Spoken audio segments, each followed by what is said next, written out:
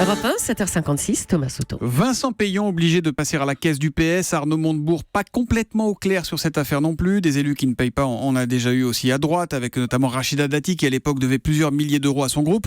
Bonjour Danny Cohn-Bendit. Bonjour Thomas. Bon, c'est quand même fort ça. On demande à des partis de filtrer les candidats à la primaire, d'être les moteurs de la démocratie.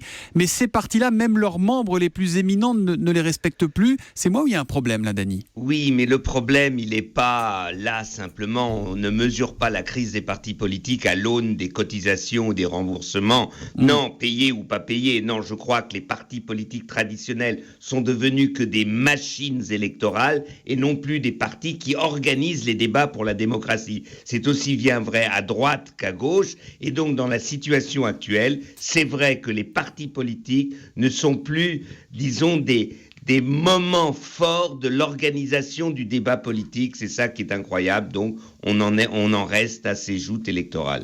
Mais c'est quoi la règle, vous qui avez été élu pendant longtemps, ça se passait comment, vous?